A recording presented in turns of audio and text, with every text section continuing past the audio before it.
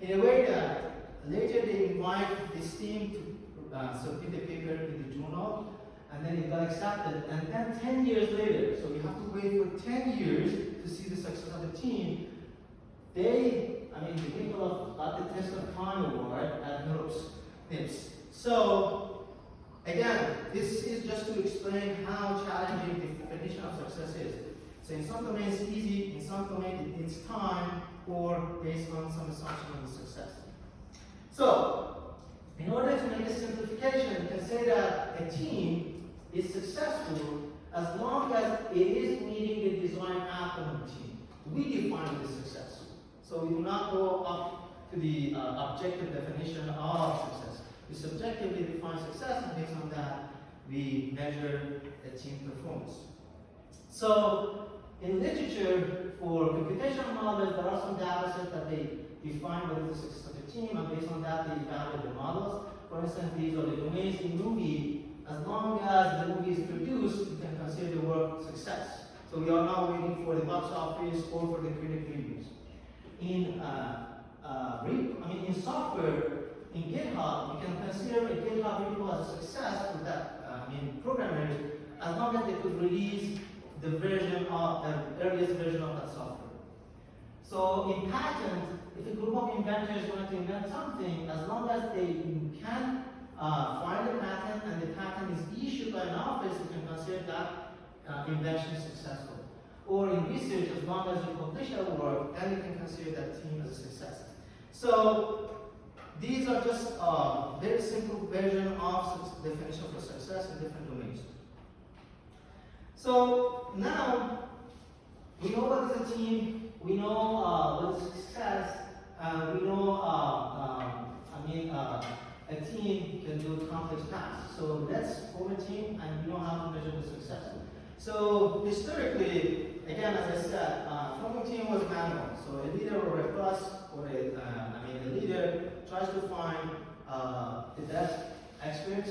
But the thing is that this is based on the human experience and instinct. So you may experience this when you are in the undergrad. So you have to form a group of 3 or 4 students. So you try based on your instinct or experience trying to join a team to do the course project. So usually we do this based on experience or instinct, which is suboptimal. Why? Because there are some difficulties. First of all, in some domains, the number of candidates are huge. For instance, assuming that all the experts in LinkedIn are experts, so now you want to form a team. So you cannot simply explore all the available candidates in LinkedIn. Another thing is that even if you find the stars, meaning that the best expert in the field that you want to form a team of stars are not successful always. So, for instance, a better example is that if you form a soccer team and all the players are the best stars, the team is not going to be successful always. Another thing is that when you form a team, you may have some hidden biases that comes from society. For instance, you may be aligned to a specific race, or a specific gender, or you may be aligned to find always popular experts, which is not necessarily a success for a team. Because, for instance, if I want to form a team about machine learning to do a neural model, so the best expert would be, for instance, Jeffrey Hinton, LeCun, and these experts in the machine learning. But at some point, you need some student to do the job, to write the paper, etc. So forming popular experts always is not a guarantee for a team success. And another thing is that when you try to find the experts, you have to look at what is the communication cost between them, because 2 people might be in different time zones. 2 people may not talk to each other. So usually, based on my experience, technical person cannot talk easily with the analyst. So this communication cost will be based on actual communication between 2 people or the communication speed between 2 people. Budget. In most of the project is a limited budget, and the expert may demand some salary. So you have to find the optimal way of assigning salary to your team members in order to be budget efficient. And also time. You may want to hire people, but they are not available right now. So how you can optimize the best time allocation for your members. So because of these different optimization factors, human or manual way of formatting is not, a good way. So we could simply say that in larger scale domain, it is almost impossible to form a team manually. So then, that's why we have the algorithmic solution. So we can call it computational model or algorithmic solutions or different terminologies, but the idea is that machine gonna help us to form a team. So these are all computational models that so far have been proposed to help humans to form a team based on different technologies. So they may use team allocation, team selection, team composition, team configuration, recommendation. These are different meaning for the same thing. So we want to form a team. And these are the categories. So there are some non-computational frameworks. They are more into psychological aspect or human part of the information, how to define, for instance, a good character, or what are the communication skills, and etc. But in computational perspective, there are three domains. Initially, operational research, basically they formulate the problem as an optimization function, and then they wanted to find the best solution for that formula. And then we have the search-based method that Matt is going to explain about that. They basically form the graph, and they're trying to find a subgraph, optimum subgraph as a team. And then we have the machine learning-based method that Matt is going to explain about that. And there are some advantages of the machine learning over the graph-based, we refer to as research-based. And there is a new area after the machine learning advantage come with the reinforcement learning. Right now they try to simulate a multi-agent system in order to find the best practice in forming teams of agents. But in this tutorial, we are going to just cover some part of the series as the pioneering approaches and then the new methods, machine learning methods. And this is the works in time. You can see that within the time, in old days, they used the search method, mostly graph-based. But nowadays, the way we come to the recent years, we have the neural methods and also combinational neural method with the graph neural network.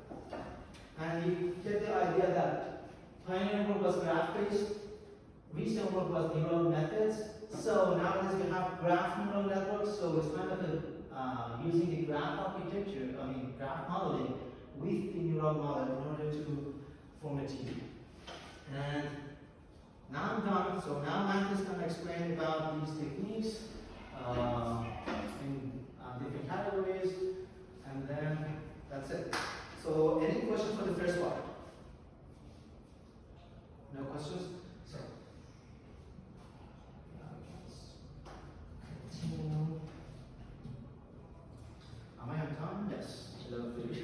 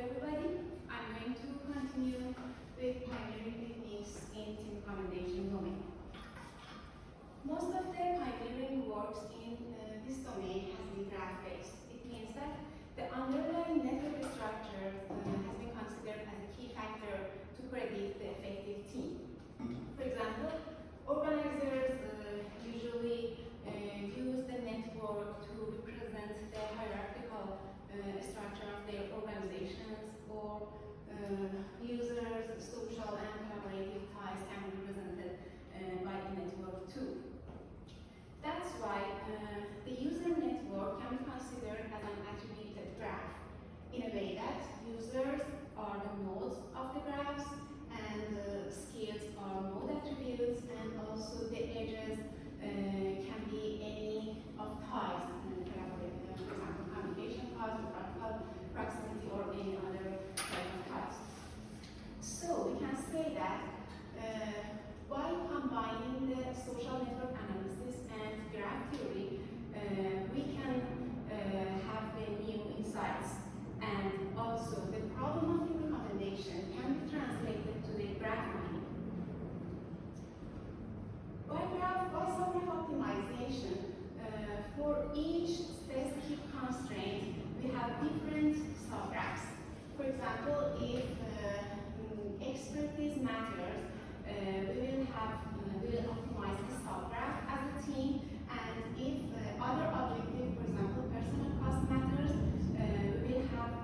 other subgraph of the network as the recommended team.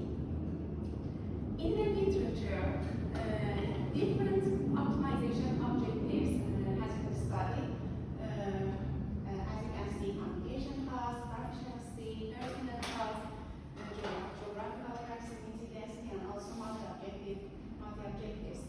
I'm going to explain some of them, and I will start with communication cost, which is the most important objective in this domain. Communication cost is a metric that measures how members can communicate easily and effectively together. Let me explain one example. Suppose that you want to reach one of your friends. You can easily call her or you can text them in a social network application. But if you want to talk with your manager, it's not so easy, and you should go through official steps. So generally, you can say that the communication cost between you and your friend is much less than the communication cost between you and your manager.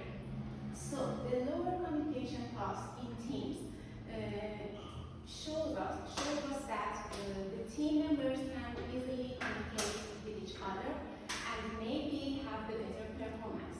But this is an assumption. This is an assumption that a team with lower communication costs would be more effective. Most of the pioneering works accept this assumption as a true assumption, accept it, and try to minimize the communication costs to predict the effective teams.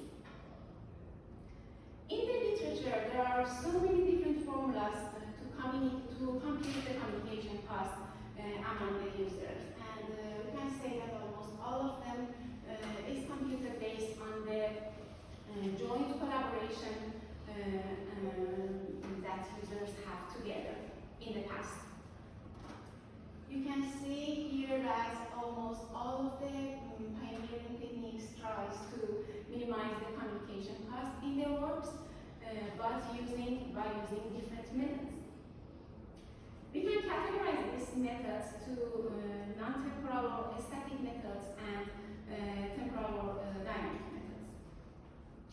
In non-temporal methods, researchers usually try to find the optimized subgraph by targeting a concept which is related to graph theory.